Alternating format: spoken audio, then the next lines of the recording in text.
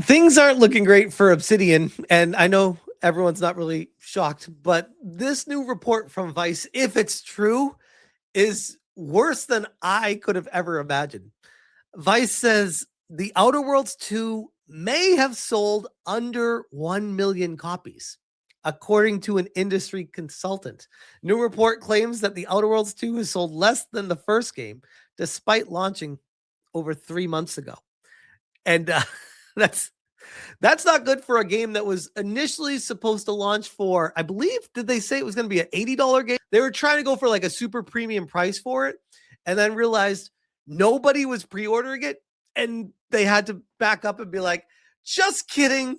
We're actually going to lower the price because we like you guys so much. That's what we're doing here. Yeah. We're the good guys over at Microsoft and running this Obsidian company into the ground. A gaming consultant claims that Outer Worlds 2 has sold less than the first game by a large margin. And that's, again, the same thing Ghost of Tsushima to Ghost of Yotei, how you expect a sequel to do better every time. This is the same argument that I had with Colin Moriarty when I had him on here, where he was like, no, not necessarily. I'm like, bro, that's why you make sequels, is to make more money off of it and to guarantee to lock in a success. That's why sequels happen. Like, what are we doing here? Anyways, according to the report, the Obsidian Entertainment sequel might have failed to sell more than 1 million units despite launching over 3 months ago on multiple gaming platforms. Industry consultant claims the Outer Worlds 2 sales are poor. When the Outer Worlds 2 launched back in October 2025, the sequel was genuinely well received among critics and fans. I can personally vouch for the game, as I think it's a substantial improvement over the first.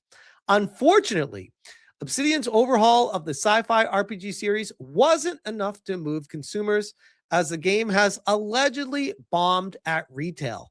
And just a quick refresher for how this game was doing in the Steam charts. Currently, for a game that launched 3 months ago, 700 plus people.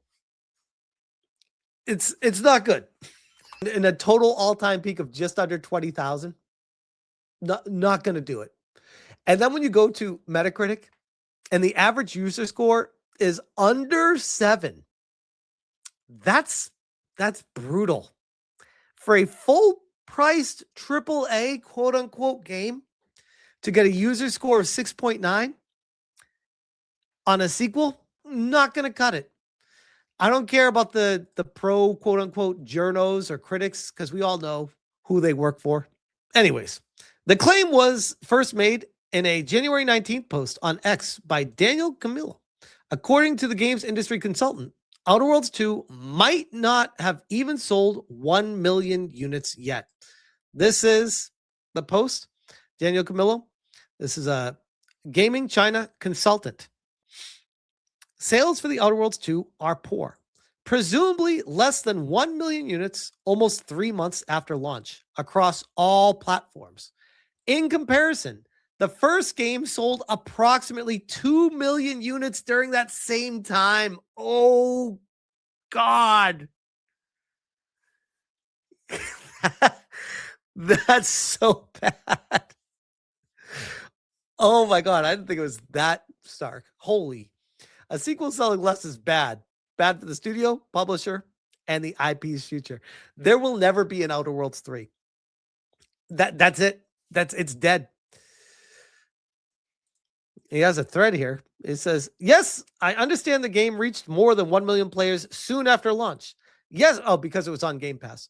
Yes, I understand the game is available on Game Pass. Yes, from all publicly available information. And from what I personally gathered, I presume the game has not sold 1 million units. So again, Game Pass is destroying another game. That is the big takeaway from this. Don't get it twisted. That's the real takeaway.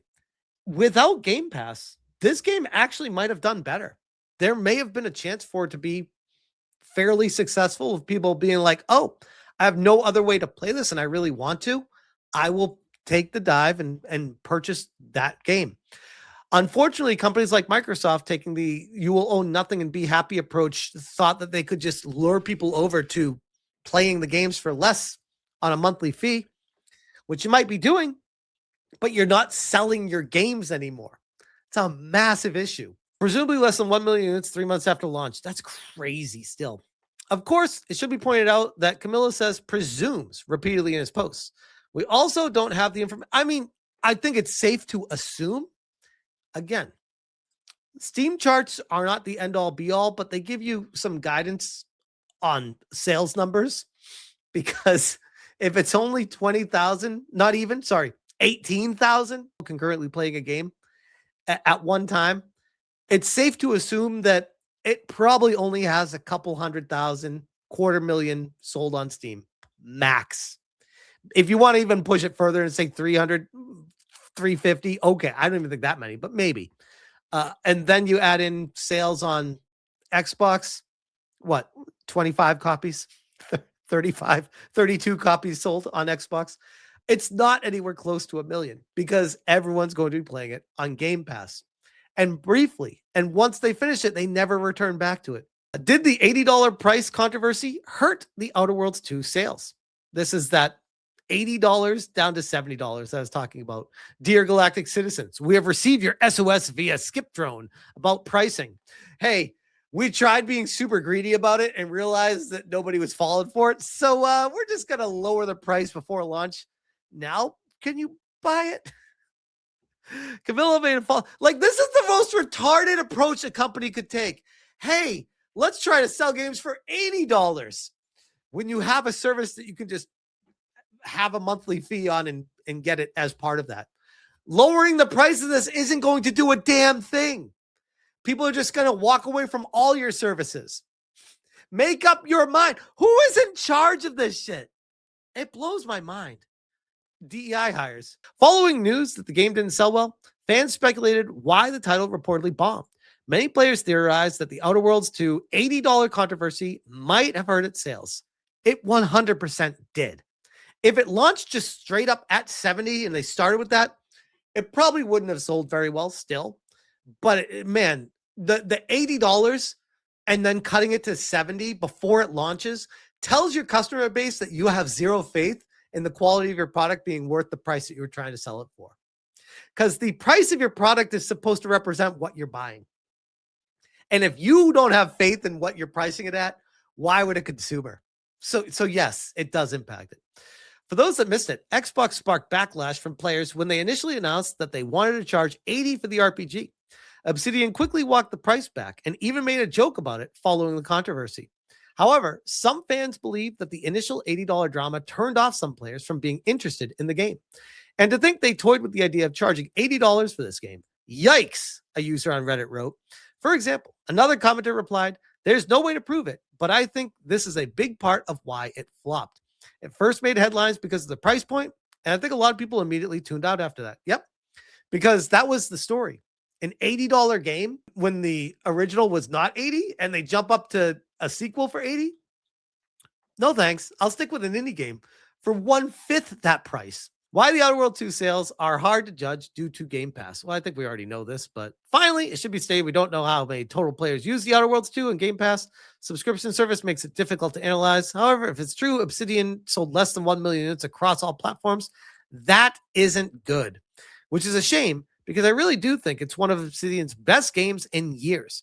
If you haven't given the Outer Worlds 2 a chance, it's definitely one of the best RPGs of 2025.